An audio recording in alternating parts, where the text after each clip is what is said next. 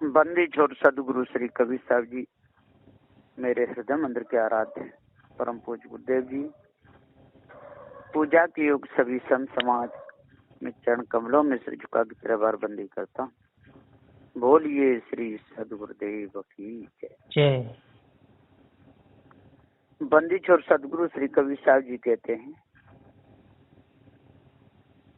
कि मनुष्य के हृदय में सद्भाव होना चाहिए, सद्विचार होने चाहिए और सभी प्रकार की जो झूठी मानंदी है वो अलग होनी चाहिए। और जब तक ये झूठी मानंदी दूर नहीं होगी, जब तक हृदय की कालमा नहीं छूट सकती है। हृदय की कालमा को छुड़ाने के लिए, भ्रम भूल कल्पना को मिटाने के लिए, विषय वासना को मिटाने के लिए और श्रद्धा भाव से शुद्ध पवित्र मन से संत गुरुजनों की सेवा करनी पड़ती है। और सौ किन की करनी पड़ती है जिनके आचार विचार सही हो। अब शराब पीता हो, मांस खाता हो, चिलम पीता हो, नंग धर्म टूटता हो, उनके सीधे कर्म करता हो, उनसे कुछ नहीं मिलेगा। उनसे तो सिवा उपद्रव के और कुछ भी नहीं मिल सकता है। माहौल खराब करते रहते हैं ऐसे लोग, बदबू फैलाते रहते। यहाँ चिलम नहीं पीते हो, वहां पर चिलम पिएंगे। तो जो नहीं पीते हैं उनके लिए बड़ी परेशानी खड़ी होती है। तो सदगुरुदेव जी हम पुकार के समझाते हुए कहते हैं कि ये सारी बीमारी है बहुत बड़ी बीमारी, और जब तक ये बीमारी नहीं कटेगी तब तक ये जीव दुखी ही रहेगा। दुख बहुत बड़ा है, छोटा मोटा दुख नहीं है, विशाल दुख है। इस दुख से बचने के लिए एक उपाय वैराग्य है। तो विवेक के प्रकाश में वैराग होना चाहिए। यदि मोह के प्रकाश में वैराग हो गया तो पूरा जीवन उसका मोह में जाएगा। तो विवेक और विचार के प्रकाश में वैराग होना चाहिए, मोह के में नहीं, लोभ के भी नहीं, काम के भी नहीं। काम व्यक्ति को भी हो जाता है काम के प्रकाश में, है ना। इसलिए काम डुबा देता है संसार। तो काम क्रोध लोभ मोह के हम वैराग नहीं होना चाहिए। विवेक विचार शील दया धैर्य, विवेक वैराग गुरु भक्ति, इसके प्रकाश में जब वैराग्य होता है वो पक्का होता है, आज से अंत तक एकदम अच्छा पवित्र और शुद्ध साफ उसकी रहनी भी रहती है और किसी प्रकार का कोई भी तो उसके अंदर दाग नहीं रहता है। सब ने कहा भी है कि अपने आप को संवारे रहो, अपने आप को बचाए रहो। अपने आप को संवारे रहोगे, अपने आप को तो बचाए रहोगे तो आपका जीवन धन्य हो जाएगा। यदि आप अपने आप को नहीं बचाएंगे तो नहीं हो पाएगा। सदगुरुदेव जी पुकार के समझाते हुए पुकार करके कहते हैं कि अपना जीवन अपने हाथ, अपना जीवन अपने हाथ में है। अपनी कमी को त्यागना ना त्यागना स्वयं के ऊपर निर्भर करता है। लेकिन जो कमी को ना त्यागना चाहे उससे क्या कर सकते हैं? उसको कौन शिक्षा दे सकता है? कोई नहीं दे पाएगा। सदगुरुदेव ने कहा भी है कि मैंने लोगों को बहुत समझाया लेकिन समझते नहीं। मैंने ज्ञान बोध विचार देने की मैं कोई कसर नहीं छोड़ी। अष्टमा सद्गुण पूरे बताए, फिर भी यदि कोई ना चेते तो मैं क्या कर सकता हूँ? झिलमिल झगड़ा झूलते बाकी छूट न काओ। झिलमिल झगड़ा झूलते रहे, स्त्री और पुरुष दोनों मिल करके झिल मिल के झगड़ा झूलते रहे, विषय वासना में झूलते रहे, बाकी छूट न काव। सदुदेव कहते हैं कि किसी की काव छूटी नहीं, किसी की गंदगी छूटी नहीं, बाकी कोई नहीं बचा जो इसमें फंसा, विषय वासना में जो फंसा वो बाकी कोई बचा ही नहीं, है ना। एक दो बाकी बच जाता तब भी उसका नाम लिया जाता है, पर लेकिन एक भी नहीं बचा।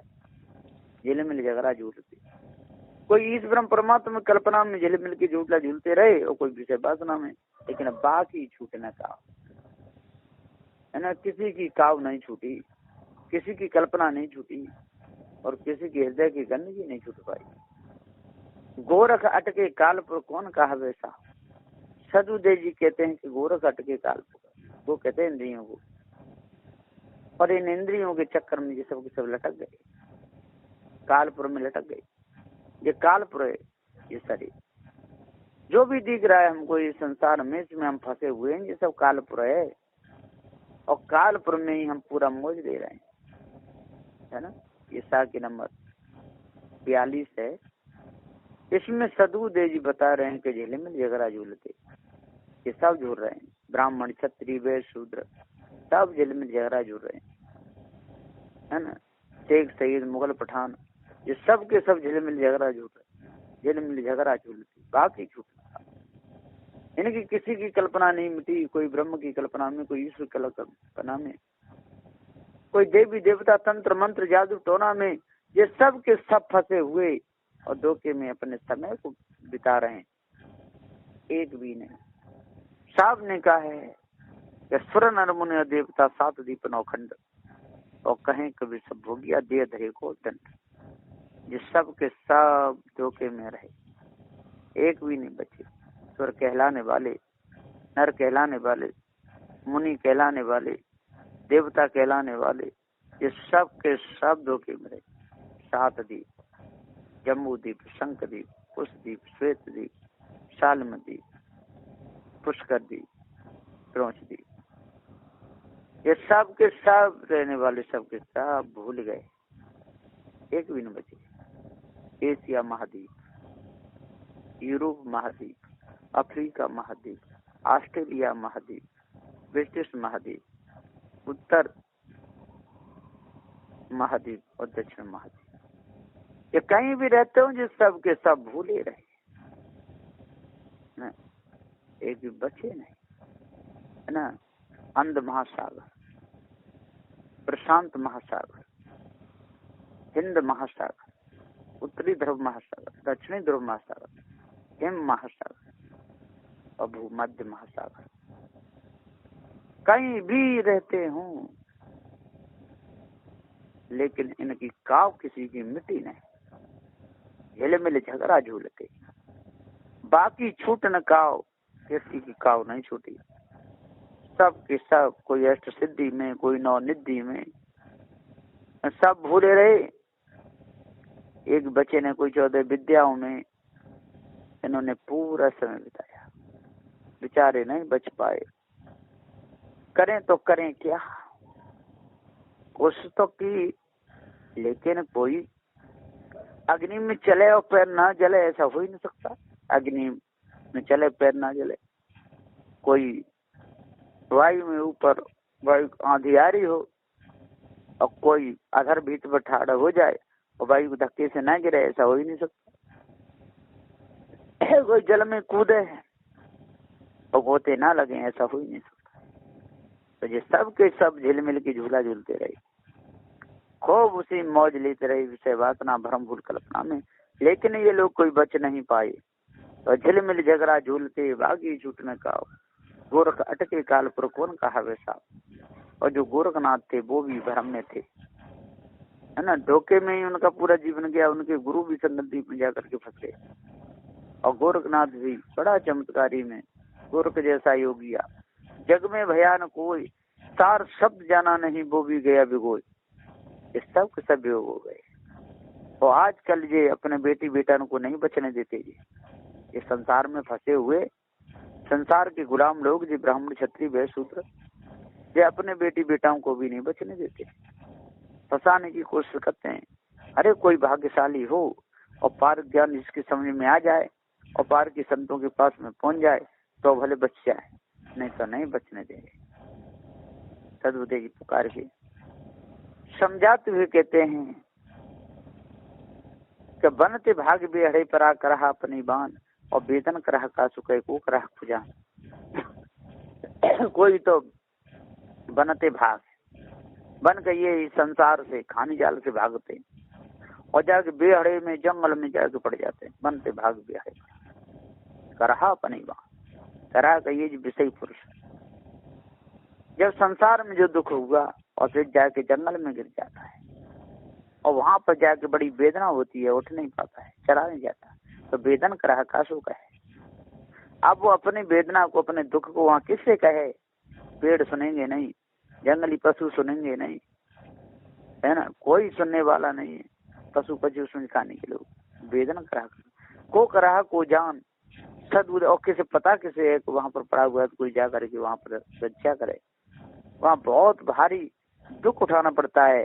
तो बनते भाग बेहड़े पर करहा अपनी बान, जैसे ऊंट का बच्चा या हाथी का बच्चा या खरगोश कहीं भाग करके गड्ढे में गिर गया, करहा अपनी बान, अपनी उछल कूद से गिर गया। अब वेदना करहा का सुख है। वहां पर वेदना हो रही है, दुख हो रहा है, कष्ट हो रहा है, दर्द हो रहा है, बेचारा रो रहा है, चिल्ला रहा है, उसी में तक मर गया, लेकिन निकल नहीं पाया। इसी प्रकार से सदबुद्धि जी पुकार के समझाते हुए कह रहे हैं कि यदि पार ज्ञान नहीं हुआ और धोखे में ही रहा, अब पूरा समय बीत जाएगा, है ना। ये साखी 44 नंबर की है। इसमें सदबुद्धि कहते हैं इसलिए अपने मन को सुधारो, अपनी आदत को सुधारो, अपने मन को सुधारो, हृदय की गंदगी को दूर करो, पवित्र भाव बनाओ। और इस ब्रह्म परमात्मा की जो कल्पना है ये तो बहुत बड़ी कैंसर की बीमारी है, और जब तक ये बीमारी ठीक नहीं होगी तब तक सच्ची शांति मिल ही नहीं सकती है। सदबुद्धि जी पुकार के समझाते हुए कहते हैं कि ये सारी बीमारी सबको छाजन भोजन मैथुन कर्मा भय निद्रा मोह सत धर्मा पशु पक्षी सब इनको व्यापे निस्वासर सोता बाधापे। जिसका छाजन की जरूरत पड़ती है, भोजन की जरूरत पड़ती है, मैथुन कर्मों में ये लोग फंसे हुए हैं, भय निद्रा मोह में फंसे हुए हैं, ये निकल नहीं पाते, सुधार नहीं कर पाते। पशु पक्षी सब इनको व्याप है और ये कर्म सबको व्याप रहे हैं, है ना। जो भी इसमें फंसता बड़ा दुखी होके मरता है। कुत्ता का भी बेहाल हो जाता है, गधे का बेहाल हो जाता है, सबके सब इसी प्रकार से मनुष्य का भी बेहाल हो जाता है। हाल बेहाल, कुत्ता खेचन में मरते हैं। तो सदबुद्धि कहते बनते भाग बेहड़े परा करहा अपनी बान, वेदन करहा का सुख है को करहा को जान। कौन जाने, कौन उसकी वेदना को सुनेगा, कौन कहेगा। बहुत दिवस से हिंडिया शून्य समाध लगाए, करहा परागार में दूर पड़ा पछता है। बहुत दिवस से हिंडता रहा, खोजता रहा कि अब सुख मिलेगा, स्त्री में सुख मिलेगा, बेटन में सुख मिलेगा, नातिन में सुख मिलेगा, लेकिन मिला नहीं। बहुत दिवस से हिंडिया, कितने दिन से ये हिंडता रहा। 20-25 वर्ष की उम्र से फंस गया पीछे वासनाओं में, या 18 वर्ष की उम्र से, और खूब 60-65-70 वर्ष की उम्र तक भोगता रहा। बहुत देर से इंडिया शून्य समाज लगा, उसी शून्य में, उसी विषय वासना में, स्त्री भोगों में पूरा लगाए रहा। और स्त्री भी पुरुष में सुख खोजती रही, लेकिन नहीं, किसी को नहीं मिला। करहा पड़ा गाढ़ में। सदबुद्धि जी वो गड्ढा है बहुत गहरा, विषय वासना का, ब्रह्मभूल कल्पना का। इसी में ये करहा विषय जी पड़ा रहा, अवधि जी पड़ा रहा, दूर पड़ा पछता है। सदबुद्धि जी पुकार के समझाते हुए कहते हैं कि कल्याण पद से बहुत दूर हो गया, मन अब सही नहीं होता है और दूर पड़ा पछता रहा है। करे तो करे क्या, बड़ी कठिनाई का सामना करना पड़ रहा है, बड़ी वेदनाओं का सामना करना पड़ रहा है, मन में बड़े विकार आते हैं। करे तो करे क्या। सदबुद्धि ने इस 45 नंबर की साखी में पूरा भेद बताया है। अच्छे प्रकार से जो भ्रम को इसको त्याग देगा इस भूल को जो त्याग देगा, इससे बचेगा, वही तो मनुष्य है, नहीं तो मनुष्य नहीं हो सकता है। मानवीय गुण मनुष्य के अंतःकरण को पवित्र करते हैं, और ये दुख सुख तो खोजता रहा, और फिर जाकर के गाढ़ गड्ढाओं में जंगलों में सुख खोजा, 4 बीचों 7 18 पुराणों को पढ़ा, माया भी गुरबा लोगों के चक्कर में फंस गया, लेकिन सुख वहां भी नहीं मिला। करे तो करे क्या, कबीर भरम ना भाजिया बहुत दरिया भेष, साईं के प्रचापति अंतर रही रेस। सदगुरुदेव जी यहाँ पुकार के समझाते हुए कहते हैं 40 नंबर की ताकि में कि कबीर भरम नहीं भाजिया, इनका किसी का भरम नहीं भाज पाया, ये सब के सब धोखे में ही मरे बेचारे। बहुविध दरिया भेष, और बहुत भेष बनाए, लाल काले पीले, इन क्या क्या बना करके ढोले, है ना। साईं के परचावते, और साईं के कोई परमात्मा है ना, उसको परचावते रहे, उसकी तरफ लगाते रहे, लेकिन अंतर रहेगी रेस, इनकी अंतर रेस रह गई, कमी रह गई, कालमा रह गई, कालमा निकली नहीं। क्योंकि धोखे से कोई कालमा निकलेगी, इसे वासना भरम भूल कल्पना से कालमा निकलती नहीं और बढ़ती है ना। इसी प्रकार सदगुरुदेव जी पुकार के समझाते हुए कहते हैं कि जितने हम ईंट डेल पत्थरों को पूजते रहेंगे उतनी कालमा बढ़ती रहेगी, जितने नदी नालों को पूजते रहेंगे उतनी कालमा बढ़ती रहेगी, जितने उल्टे सीधे कर्म करते रहेंगे उतनी कालमा बढ़ती रहेगी। और जब हमको पारक ज्ञान होगा, जब हम विषयों से उपराम होंगे, सभी प्रकार की मानंदी हमारी मिट जाएगी, और मन में हमारे जो विकार हैं जो निकल जाएंगे, तब हमको शांति मिल सकती है। शांति का दूसरा तो कोई उपाय है ही नहीं, लेकिन लोग शांति कहाँ खोजते हैं, विषय भोगों में शांति खोजते हैं, ईंट बेल पत्थर पूजा में शांति खोजते हैं, घर परिवार जात वर्ण में शांति खोजते हैं, है ना। कहाँ जन शांति खोजते हैं, माला फिराने में शांति खोजते हैं, शंख बजाने में शांति खोजते हैं, लेकिन वहाँ शांति नहीं है। शांति तो जब सबका निवेदन करने पर होती है ना, सबसे अलग सबको हटा एक में आवे, तब शांति निज ही में पावे, है ना। शांति दूसरी जगह है ही नहीं। यदि दूसरी जगह शांति खोजेगा तो अशांति के सिवाय और उसको कुछ भी नहीं मिलेगा। शांति के लिए लोग जन क्या सकाम करते हैं, आखिर में उनको अशांति ही प्राप्त होती है, शांति प्राप्त हो ही नहीं पाती, क्योंकि खाने बाने दोनों जालों को हटा नहीं पाए, जात वर्ण की बीमारी को तोड़ नहीं पाए, ब्राह्मण क्षत्रिय वैश्य की बीमारी हटा नहीं पाई, सिख शहीद मूल पठान की बीमारी हटा नहीं पाए, और जो उनकी परंपरा में जो रीत रिवाज चल रही है उसको तोड़ नहीं पाए, तो कैसे इनको शांति मिलेगी। शांति का दूसरा उपाय तो कोई है ही नहीं। तो सदगुरुदेव यहाँ पुकार के समझाते हुए यहाँ पर कहते हैं कि कबीर भरम ना भाजिया बहुत दरिया भेष, साईं के प्रजापति अंतर रहेगी रेस। सदगुरुदेव जी 46 नंबर की ताकि में बहुत अच्छा समझाए, बिनो डांडी जग डांडिया सोरठ परिया डांड, बाट निहारे लोबिया गुते मीठी खान। ये 47 नंबर की ताकि है। बिनु डांडी जग डांडिया, बिना किसी ने दंड नहीं दिया फिर भी लोग दंड भोग रहे हैं। बिन डांडी जग डांडिया, बिना डांडे ही सारा संसार डांडा जा रहा है, बिना दंड दिए अपने आप ही दंड भोग रहे हैं।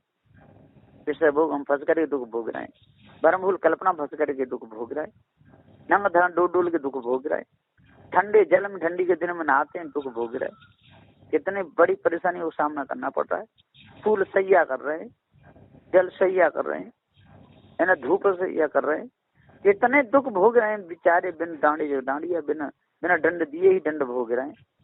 सोरठ पटिया डांड, सदगुरुदेव जी पुकारे के समझाते पड़िया, इनको बहुत बढ़िया जी डांड पड़ा। तो सदगुरुदेव जी पुकारे के समझाते हुए यहाँ पर कहते हैं कि सोरठ पटिया डांड, ये सोरठ खेलते हैं, है ना, 64 भी खेलते हैं, बहुत ज्यादा और हार जाते हैं।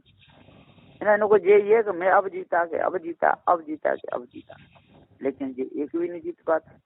बाट निहारे लोभिया, और ये लोभिया लोग बाट निहारते रहते हैं, अब सुख मिलेगा कि अब लगेगा, अब मेरा दाव लगेगा कि अब लगेगा, अब जुआ में जीतूंगा कि अब जीतूंगा, अब सट्टा आएगा कि अब आएगा, अब मेरी पत्ती खुलेगी कि अब खुलेगी। इसी में जुआ में पूरा समय निकाल देते हैं, गुरते मीठी खांड। सदगुरुदेव जी पुकार के समझाते हुए कहते हैं जो अपने पास है उससे मीठा भी जो हराम का था उसको मानते हैं, बंदी छोड़ गुरुदेव जी पुकार के समझाते हुए कहते हैं, गुर कहिए जी संसार का सुख, ये विषय वासना, और खान कहिए जी माया की गुरु लोगों ने बीमारी फैलाई इस ब्रह्म परमात्मा की, है ना। तो गुड़ को भी खाना चाहते हैं और फिर कहते कि नहीं इसमें तो कम स्वाद है, इससे ज्यादा तो किस्म स्वाद होगा, खाने में होगा, उतर लगते हैं। तो सदगुरुदेव जी पुकार कहते हैं, न गुड़ को मिलता है न खाने मिलती है, न गुड़ भी दुखम बदल जाता है, गुड़ का स्वाद, और खाण का भी दुखम बदल जाता है।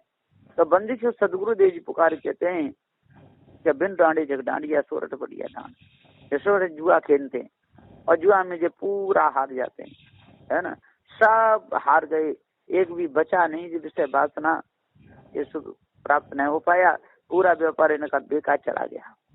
व्यापारी किए, बड़े हुए, पढ़े लिखे, शादी किए, बच्चे पैदा करते रहे और क्रिया कुत्ता की तरह भटक भटक करके मर गए, है ना। सोर पड़िया डांड, ये सब वो दंड लग गया, बिना बात का दंड, बिना पिए का दंड, है।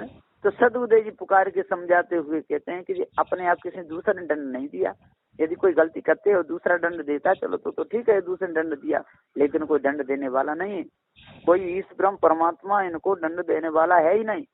तो बाट न्यारे लोबिया गुड़ की मीठी खाड़। तो सदगुरुदेव जी पुकार के समझाते हुए कहते हैं कि यदि आप अपना बचाव चाहते हो, अपना सुधार चाहते हो, भव से छूटना चाहते हो और स्त्री कुटुंब परिवार के चक्कर से बचना चाहते हो, तो अपने आप को जानो। और सदगुरुदेव जी नवोदय लड़कियों को, माता बहनों को भी समझा रहे हैं, यदि आप अपनी इज्जत को बचानी चाहती हो और सत्य पथ पर मार्ग पर चलना चाहती हो, है ना, कल्याण पद पर ठहरना चाहती हो, अपने हृदय के विकार छुड़ाना चाहती हो, तो इन विषयी पुरुषों के, इन कुत्ताओं के चक्कर में कभी नहीं फंसना, अलग रहना, नहीं तो वो ही गत होगी जो कुत्ता और कुतियाओं की होती है।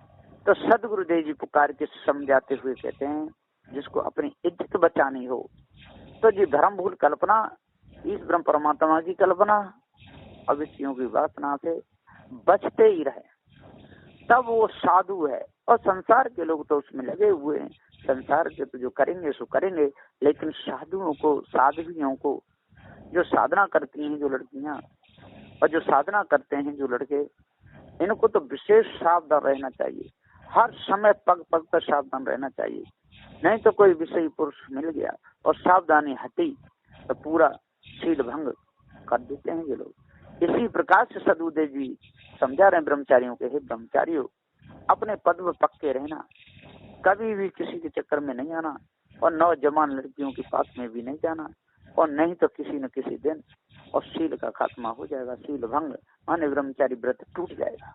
ब्रह्मचर्य व्रत न टूटे, ब्रह्मचर्य व्रत यों का त्यों बना रहे, अखंड बल ब्रह्मचारी हो, चाहे लड़की हो या लड़का, दोनों को बचाव बहुत जरूरी है, क्योंकि ये शरीर विषय वासना से बना है, ब्रजवीर से ये शरीर बना है, जो भी विषय वासना भ्रम भूल कल्पना में जो फंसेगा वो बचेगा नहीं।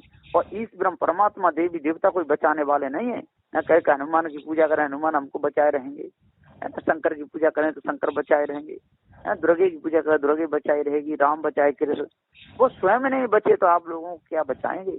तो सदगुरुदेव जी पुकार के समझाते हुए कहते हैं, आज वो हैं भी नहीं और उनकी प्रार्थना से आपका कोई कार्य भी सिद्ध होने वाला नहीं है। इसलिए वर्तमान में जो पारखी संत है उनकी शरण में लग करके और भ्रम भूल कल्पना विषय वासना को बिल्कुल जड़ मूल से हटा दो, तब पूर्ण शांति मिलेगी और अंतःकरण बिल्कुल पवित्र हो जाएगा, आपके हृदय की कलमा छूट जाएगी। बस इन्हीं वचनों के साथ में मैं अपनी वाणी को विराम देता हूँ। बोलिए श्री सदगुरुदेव की जय।